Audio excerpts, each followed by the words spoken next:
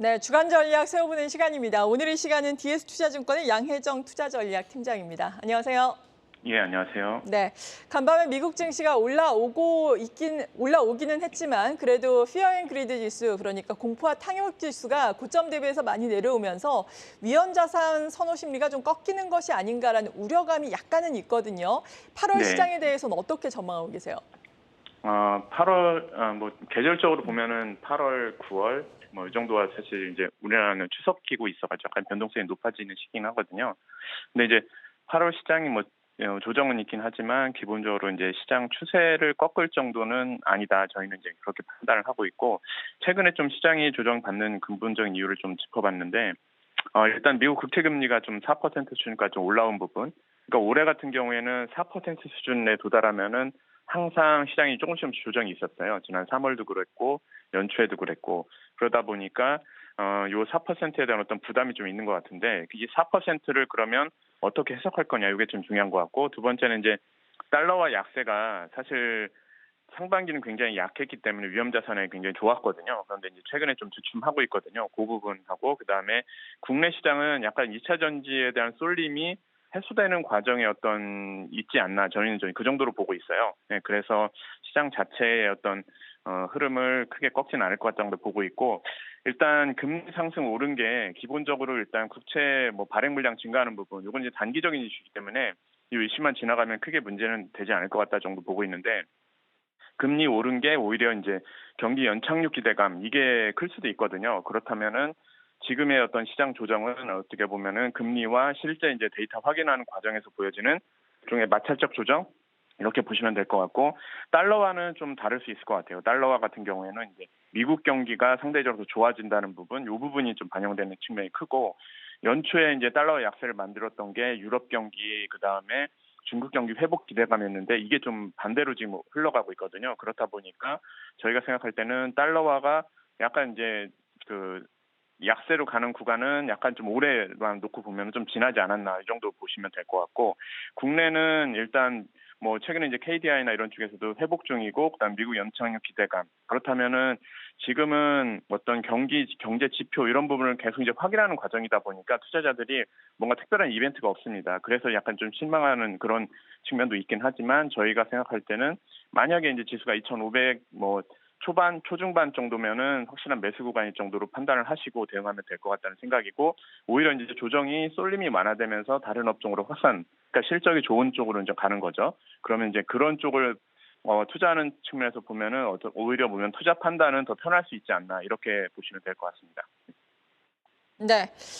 이어서 업종별로 좀 알아보도록 하겠습니다. 오늘 방금 전에 하이브가 또 실적을 발표를 했습니다. 하이브 같은 경우에는 2분기에 일회성 비용이 있었기 때문에 눈높이가 약간씩 낮아져 왔었는데 이 낮아진 눈높이를 상회를 하는 실적을 발표를 했습니다. 호실적을 발표를 하면서 이 시각 현재 하이브의 주가 5%대 오름세를 보이고 있고 다른 엔터주들도 오늘 장 개장 이후에 점점 더 상승 탄력을 키워나가고 있는 상황인데요. 엔터주에 대해서는 어떻게 보고 계십니까?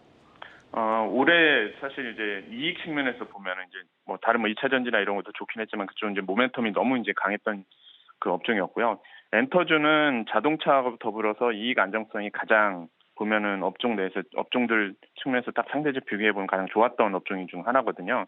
그러다 보니까 약간 이제 모멘텀 중심으로 움직이는 시장에서는 소외를 좀 받았었어요. 그런데 이제 실적으로 이제 시장의 관심 좀 이동하면은 사실 좋아질 수밖에 없지 않나 이렇게 보고 있는 거고 최근에 이제 뭐 앞서 이제 하이브라든지 저희도 이제 좀 하이브라든지 그다음에 이제 추천드리는 게 JYP 정도 이제 추천드리고 있는데 하이브 같은 경우 이제 앞서 말씀하신 것처럼 이제 컨센서스 상회한 실적 발표했고 중요한 부분은 이제 플랫폼 쪽인 뭐 위버스 기대감 요게 좀 더 하이브 쪽에는 모멘텀이 되지 않을까 저희는 생각을 하고 있고요. 그다음에 JYP는 2분기에 이제 컨센서스는 좀 괜찮습니다. 컨센서스 괜찮고 중요한 부분이 분기 사상 최대이익을 과연 다시 낼 거냐, 예, 이게 중요한 것 같아요. 왜냐하면 분기 사상 최대이익을 계속 경신하는 기업들 같은 경우는 그 흐름을 따라서 주가가 계속 같이 가는 경향이 있기 때문에 그런 부분을 좀 눈여겨보면 되지 않을까 이렇게 말씀드릴 수 있겠습니다. 네. 네, 그렇군요. 그리고 올해 또 IPO의 대어라고 할 수 있는 파두가 어제 상장을 했는데 시가총액이 1조 원이 넘어서는데 약간은 또 IPO에 참여하신 분들은 실망스러우셨을 것 같습니다. 지금 공모가를 보자면은 공모가 대비해서 어제 한 11% 정도 조정을 받으면서 결국에는 7천 원대로 마무리가 됐거든요. 공모가가 3만 1,000원이었네요. 앞으로 IPO 되는 기업들에 대해서 이제 기대감이 꺾이는 것인지 어떻게 봐야 할지 IPO 시장에 대해서는 어떤 진단하고 계십니까? 예. 공모 시장이 이제 처음 공모가가 대비해서 막 공모가 딱 올라왔을 때 좋은 경우는 항상 시장 센티가 굉장히 좋을 때 그럴 때거든요. 근데 지금은 약간 시장 센티먼트가 약간 좀 죽어 있는 상태잖아요. 약간 좀 낮아져 있는 상태이기 때문에 공모 기업들에 대한 어떤 관심, 또 수익률 측면에서 보면은 약간 좀 떨어지는 그런 구간이긴 합니다. 그런데 이제 하반기에 보시면은 대여급 공모주들이 좀 몇 개 있는데 뭐 2차 전지, 그다음에 뭐 폐기물 처리에 관련된 환경과 관련된 부분, 그다음에 로봇 뭐 이런 종목들이 좀 들어오거든요. 대부분 다 보면은 신성장 산업에 속하는 기업들입니다. 예. 결국 그런 관련 기업들이 이 시장에 들어온다는 경우는 해당 산업이 성장하기 때문에 그런 기업들이 들어온다는 거고요. 지금은 뭐 시장 센티가 이제 안 좋기 때문에 그렇지만 약간 좋으면은 다시 이제 좋아질 가능성이 있지 않나 저희는 그렇게 보고 있고 이제 공모주 투자에 있어서도 약간 좀 주의하는 부분은 항상 뭐 일반 투자자들도 많이 아시겠지만 항상 처음에 약간 좀 공모주를 먼저 이제 청약을 받았다면은 정리하는 게 사실 좀 편하게 갈 수 있는 방법이고 그 후에는 항상 기관이라든지 이런 쪽에서 들어갔던 물량 소화 과정이 한 5, 6개월 정도 걸리거든요. 그래서 이제 만약에 공모주에 이제 해당 산업이 성장 산업이다 했을 때는 그거를 좀 시간을 두고서 진입하는 것도 나쁘지 않다. 이렇게 말씀드릴 수 있을 것 같습니다. 네, 신규 상장 이후에는 시간을 두고 재진입하는 전략이 필요하다라고 말씀해 주셨습니다. 시장의 투자 심리에 따라서 상장 첫날의 주가의 흐름이 상당히 영향을 받는다라고 언급해 주셨는데 하반기에는 또 많은 제약 바이오 기업들도 IPO를 앞두고 있는 상황입니다. 요즘 제약 바이오에 대한 투심이 약간씩 변화를 하고 있잖아요. 이 부분에 대한 생각은 어떠십니까?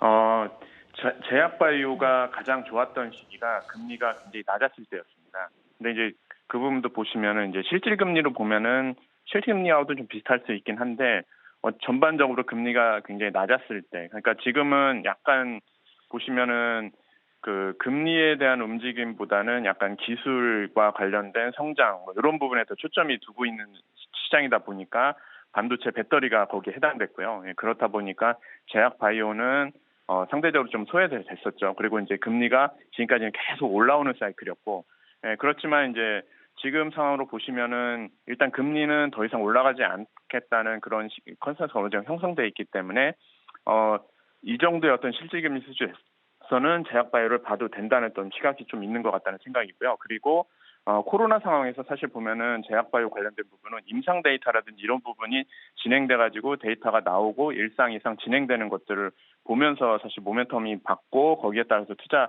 가치가 이제 결정되고 뭐 이런 것이 있었는데 그동안 이 데이터 축적이 많이 없었습니다. 그렇다 보니까 정상적인 어떤 제약 바이오 투자 사이클이 아직 안 나왔었거든요. 그런데 이제는 정상화가 되는 과정이라고 보시면 될 것 같고 그렇기 때문에 금리라든지 이런 이제 정상적인 임상 사이클 뭐 이런 부분 진행된다는 측면에서 보시면은 올해 하반기 그리고 내년으로 가면서는 제약 바이오와 관련된 시장의 어떤 관심이라든지 이런 부분도 좀 높아지지 않을까 저희는 그렇게 예상을 하고 있습니다.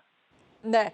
그리고 시장의 관건은 여전히 2차 전지가 되겠습니다. 어제 2차 전지주들이 동반 하락하면서 특히나 코스닥 시장의 낙폭이 상당히 크게 나왔는데 오늘 같은 경우에는 에코프로 BM, 에코프로는 여전히 하락을 하고 있지만 뭐 2% 하락이면 그래도 또 견조한 양상이 아닌가라는 생각도 들고 다른 뭐 셀 업체들이라든지 2차 전지와 관련된 종목들은 오늘 오히려 또 상승으로 전환을 하는 종목들도 있거든요. 2차 전지에 대한 믿음이 상당히 강하다라는 생각이 드는데 2차 전지주에 대한 방향성은 어떨까요?